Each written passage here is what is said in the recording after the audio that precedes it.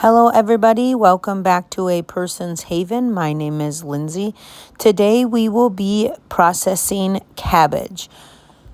So this will be the third video from our Wisconsin trip. This will be the last one and it will take care of all of the produce that we purchased in Wisconsin at that produce auction. If you remember back to a few prior videos, we tested out freezing cabbage and it turned out to work great. So at the produce auction, we went ahead and bought cabbage. All total, we had about 24 heads of cabbage that we purchased, and we paid $2 a head for each cabbage. So that was fairly cheap compared to getting a cabbage from the local grocery store or Walmart. So how you preserve cabbage is, first and foremost, you are going to peel out the outer leaves. Typically, cabbages have 3 to 4 leaves on the outside of the cabbage head that are bad, in the sense of they may have bug damage or they may have bad spots in them.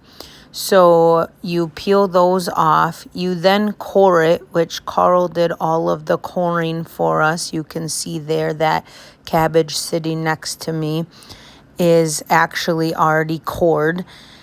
And then how we did it is we sliced the cabbage into thin strips, almost mimicking fettuccine Alfredo noodles, and we then filled our gallon-size bags. As we were going through this process, we were working together to figure out how much cabbage per bag and how many bags we needed, because we didn't want to overwhelm ourselves with cabbage. And we were also up against the time clock because my nieces and nephew's birthday party was later this evening that we were working. So what we determined is that we were going to cut enough cabbage to fill 26 bags of cabbage. We estimated that a gallon-size bag of cabbage would be plenty for us to have a meal and then leftovers for work the next day. So 26 bags of cabbage would allow us to have one cabbage meal every other week. We decided that this was enough for us because we did not want to overwhelm our system with cabbage every week or multiple times a week and wind up with stomach issues due to excessive cabbage intake. So that is how we went about and planned how much cabbage we were going to keep for ourselves. We did end up having about 7 heads of cabbage left after we were finished with what we wanted. And so we gave those 7 heads of cabbage to my sister, who cans sauerkraut, and she took those and made those into sauerkraut. So in exchange for us giving her the cabbage, she gave us some sauerkraut. And that is basically all you do to preserve the cabbage. So we took this cabbage home and we put it in the freezer, and then we will enjoy it in the cold winter months as this year progresses. So I will let you watch a little bit more of this, and hopefully you enjoyed.